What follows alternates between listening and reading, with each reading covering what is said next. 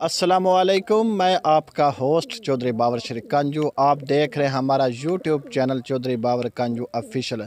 अज मैं तुहाडी खिदमत दे विच पार्ट 2 कबूतर लैके हाज़र हो रहा। कबूतर का जाने कि पार्ट 2 अगे तुहानू विखाया कि पार्ट 1 कबूतर भी अपने मालिक दे नाल कबूतर किस तरह वफा करता है और किवें ओह नाल कबूतर उड़दा है। हुण असीं कबूतर का पार्ट 2 तुहाडी खिदमत लैके हाज़र हो रहे हैं। तो यह नौजवान एक कबूतर पालिया कि इस कबूतर ना अपने मालिक दे नाल वफा इन्नी करदा कि जिधर जाता है उधर नाल जाता है। यानी कि कबूतर एक वो जानवर है कि कबूतर शुरू तो लैके हुण तक कबूतर नूं शुरू विच कासत के तौर पर इस्तेमाल किया जाता सी।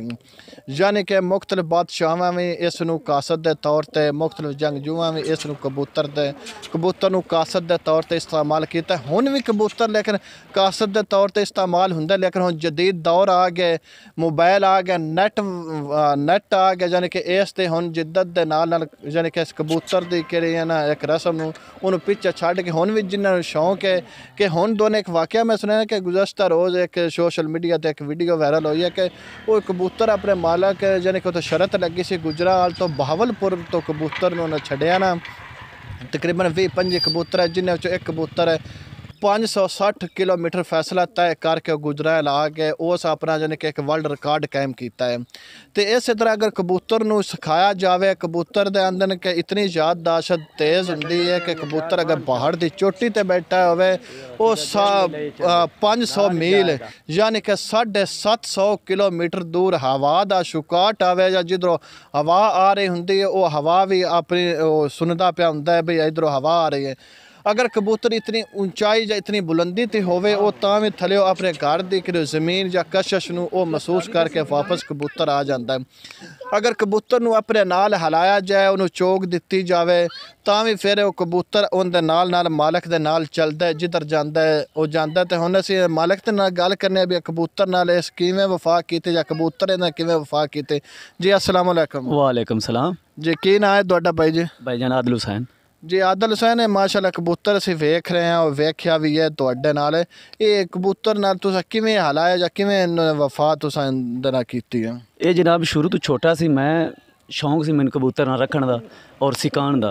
तो मैं इनू बहुत अच्छे दाने खवांदा रहा, बादाम खवांदा रहा, सुबह तो लैके शाम तक इनकी मेहनत करता रहा।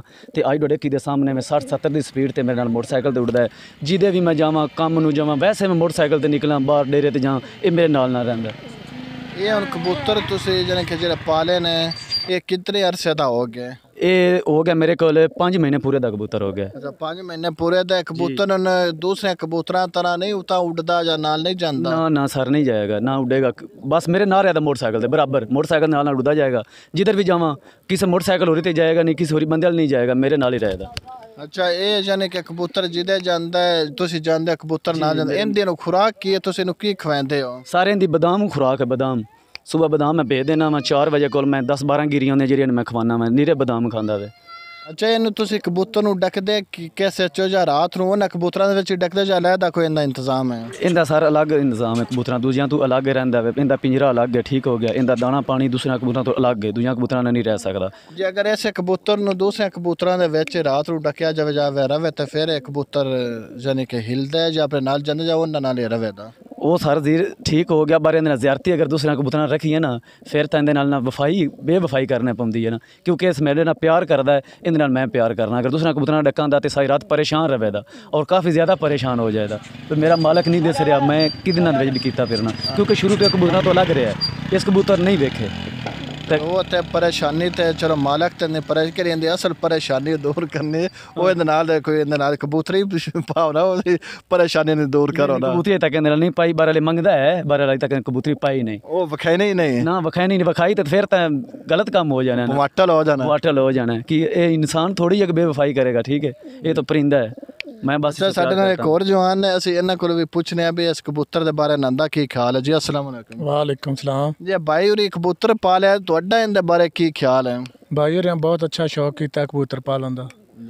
बेहतर है, कबूतर बहुत सोहना उड़दा है, नाल नाल साथ साथ जाता है ये कबूतर। नहीं जाने कि हुण कबूतर दे नाल उड़दा है ते तुसीं वेंदे हो ते खुश हुंदे हो या वे जांदे भी छोर है मैं पागल ही गए? नहीं कि बहुत अच्छा शौक रखता है ये भाई, खुश होते हैं हम बहुत ज़्यादा। जी अस्सलाम वालेकुम। जी वालेकुम सलाम। की नाम है? नबील। ਨਬੀਲ ਮਾਸ਼ਾਅੱਲਾ ਭਾਈ ਨੇ ਕਬੂਤਰ ਪਾਲਿਆ ਤੇ ਇਹਦੇ ਬਾਰੇ ਤੁਹਾਡਾ ਕੀ ਖਿਆਲ ਹੈ? ਜੀ ਮਾਸ਼ਾਅੱਲਾ ਅੱਛਾ ਸ਼ੌਕ ਹੈ ਜੀ ਇਹਦਾ। ਬਕਾਇਦਾ ਅਸੀਂ ਵੀ ਸਾਰੇ ਜਣੇ ਦੇਖਨੇ ਆ ਇਹਨੂੰ ਤੇ ਇਹੀ ਗੱਲ ਆਨੇ ਕਿ ਬਹੁਤ ਅੱਛਾ ਕੰਮ ਹੈ। ਅੱਛਾ, ਇਹ ਤੁਹਾਡਾ ਕੀ ਸ਼ੌਕ ਹੈ? ਤੁਸੀਂ ਕੋਈ ਨਹੀਂ ਕੋਈ ਆਪਣਾ ਸ਼ੌਕ ਪਾਲਿਆ ਜਾਂ ਵਿਖਾਣਾ ਸਾਨੂੰ? ਜੀ ਆਪਣਾ ਸ਼ੌਕ ਜੀ ਸਿਰਫ ਝੋਟੀਆਂ ਦੇ ਬਾਰੇ ਚ ਹੈ। ਯਾਨੀ ਕਿ ਮਾਲ ਮੋਇਸ਼ੀ ਜਿਹੜੇ ਨੇ ਤੁਸੀਂ ਇਹ ਪਾਲਿਆ ਹੈ? ਹਾਂਜੀ।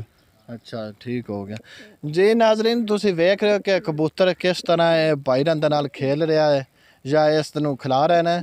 ਤੇ ਯਾਨੀ ਕਿ ਅਗਰ ਕਿਹੜੇ ਜਾਨਵਰ ਦੇ ਨਾਲ ਅਗਰ ਵਫਾ ਕੀਤੀ ਜਾਵੇ ਉਹ ਜਾਨਵਰ ਇਨਸਾਨ ਦੇ ਨਾਲ ਵਫਾ ਨਿਭਾਉਂਦਾ ਹੈ। ਅਗਰ ਇਹ ਕਬੂਤਰ ਦੀ ਗੱਲ ਕੀਤੀ ਹੈ, ਕਬੂਤਰ ਵੀ ਵਫਾ ਨਿਭਾਉਂਦਾ ਹੈ। ਦੀਗਰ ਜਾਨਵਰ ਨੇ, ਕੁੱਤਾ ਤੁਸੀਂ ਇੱਕ ਪਾਲ ਲਓ ਛੋਟਾ ਜਿਹਾ, ਉਹ ਵੀ ਤੁਹਾਡੇ ਨਾਲ ਵਫਾ ਨਿਭਾਉਂਦਾ ਹੈ। ਜੇ ਅਗਰ ਨਹੀਂ ਨਿਭਾਉਂਦਾ ਤੇ ਉਹ ਇਨਸਾਨ ਹੀ ਨਹੀਂ ਨਿਭਾਉਂਦਾ, ਉਹਨੂੰ ਭਾਵੇਂ ਤੁਸੀਂ ਉਹ ਕਹਿੰਦੇ ਚੁਲੀਆਂ ਦੁੱਧ ਪਿਆਈਏ ਉਹ ਵੀ ਉਹ ਸਾਪਰੀ ਡੰਗ ਮਾਰਨੋਂ ਨਹੀਂ ਜਾਂਦਾ। ਤੇ ਆ ਜਾ ਕੇ ਜਾਨਵਰ ਇਹਦੇ ਨਾਲ ਵਫਾ ਇਨਸਾਨ ਨਿਭਾਉਂਦਾ ਹੈ। ਤੇ ਇਸੇ ਨਾਲ ਹੀ ਤੁਹਾਡਾ ਮੈਂ ਆਪਣਾ ਹੋਸਟ ਚੌਧਰੀ ਬਾਬਰ ਸ਼ਰੀਕਾਂਜੂ ਨੂੰ ਇਜਾਜ਼ਤ ਦਿਓ। ਵੱਸਲਾਮ।